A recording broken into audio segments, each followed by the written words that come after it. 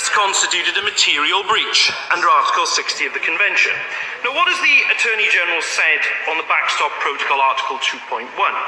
He said it is the duty of the parties to negotiate a superseding agreement. That must be done using best endeavours pursuant to Article 184 of the Withdrawal Agreement.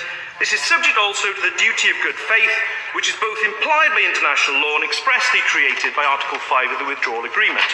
But, Mr. Speaker, and I quote, "The duty of good faith and to use best endeavours is a legally enforceable duty, but there is no doubt it is difficult to prove." Again, not my words, Mr. Speaker, the words of the Attorney-General. He knows that's the case.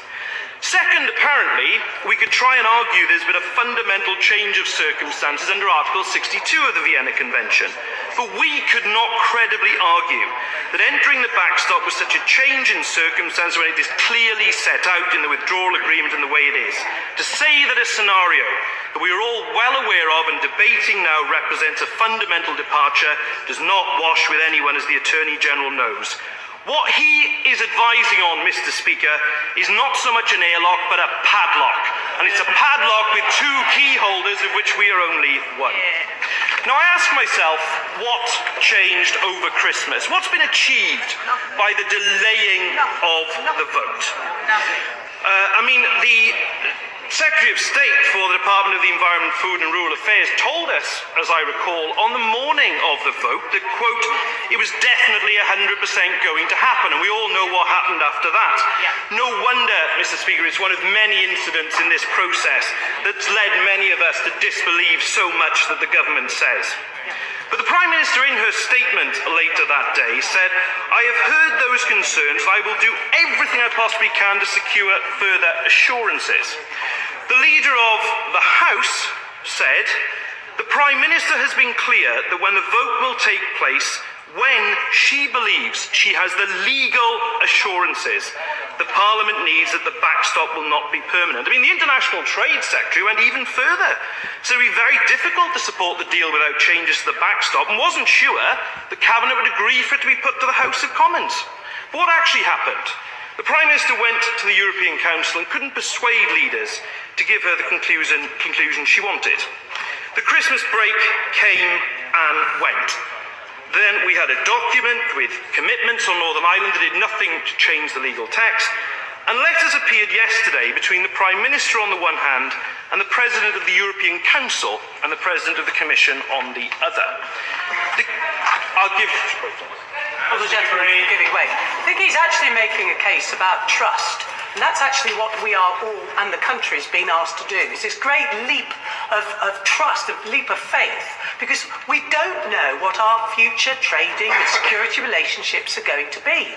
And the sorry story is that all the way through the last 2.5 years, we've had a series of promises that haven't been delivered on. And will he agree with me that he will remember, for example, being told at that very dispatch box by a government minister, the then Secretary of State for leaving and exiting the European Union, that we would have a deal before we left that would convey the exact same benefits of our current membership of the single market and the customs union. That's what's troubling people. This is a blindfolded Brexit. That's why people won't vote for it. Yes, the Honourable Lady is entirely right. I'm sure she will have noted the inconsistency here, because the Attorney-General said in his speech only a few minutes ago that we couldn't expect to have anything detailed negotiated at this stage, yet that's precisely what the government has previously promised. How on earth are we supposed to believe these conflicting things? I'll give way to my own. That is exactly, I'm grateful to giving way. That is exactly the point at heart here in this trust. The Attorney-General just committed the EU to not agreeing to future trade deals in response to our request for a customs union. But he refused to say, and the government is still refusing to say, if they will commit to the customs union in that future trade agreement. If they did that, we would not have the need for this discussion around the backstop or this matter of trust, which the Honourable Lady has just discussed. My own friend raises the point about the real vague nature of the political declaration, which I will come back to in a moment. They're queuing up. I'll give way to the Honourable Gentleman first, and I will need to make some progress. We've talked about trust and promises, which are vitally important. And we promised to deliver on the outcome of the referendum. It was this House that gave the people the referendum in the first place. We passed our sovereignty to the people, and we said and we promised that we would deliver on that verdict. The verdict was to leave the European Union, and does he not believe that if we were failed to do so, that would be seen as one of the greatest betrayals of trust in this country?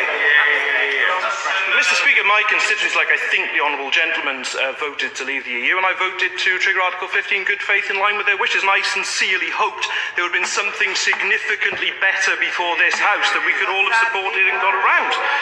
I'm going to make some progress. I will give way again in a moment. Let me make some progress. And I want to come really to the letter that's been sent by Presidents Juncker and Tusk on page 2, because it said this. The European Council also said that if the backstop were nevertheless to be triggered, it would only apply temporarily unless and until it is superseded by a subsequent agreement. Then again, they spoke about best endeavours, backstop in place for as long as strictly necessary, but we all know that represents no difference at all to the position the Attorney General advised on back in December. We ask, are there any changes? Changes to the withdrawal agreement text? None. Changes to the possible interpretations? None. Changes to the reassurances available? None. And what did the Attorney General say himself in his latest letter to the Prime Minister about the Council's conclusions, their impact on the Northern Ireland Protocol? And I quote, "They do not alter the fundamental meaning of its provisions as I advised them to be on 13th of November 2018. To coin a phrase, Mr. Speaker, nothing has changed." I want to make some progress. Mr. Speaker, I made clear in answer to an intervention, my own constituency of Torvine voted to leave, and I respect everyone who voted in that referendum. In good faith and in line with their wishes, I voted to trigger Article 50 to trigger the process of withdrawal. I wish there was a withdrawal agreement worthy of wide support across this House. I wish there was a political declaration that actually did point a way to a future that secured our economy, our jobs and our futures, and wasn't the meaningless text, the leap in the dark that it actually is. Now more than ever, we need to unite the country away from a fractious debate to a shared vision of our future. The Prime Minister says she wants to unite when all she has done is divide, failing to unilaterally guarantee the rights of EU citizens at the outset, which was not only the right thing to do, but would have created goodwill on both sides of the negotiations. Red lines that created more problems than they solved, negotiating issues in an order and a way that made this backstop inevitable. The Prime Minister has had 2 years to reach out across this House for a consensus and failed to do so. And instead of speaking to others, she has stayed in her bunker.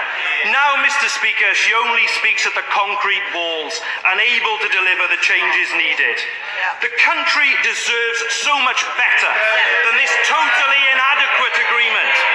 We hope for more in the 916 days since the Prime Minister first stood on the steps of number 10 with what proved to be completely empty promises. And I stand here today, Mr. Speaker, nearly 4 years after being first elected, knowing that we can and must do better at this key moment in our history.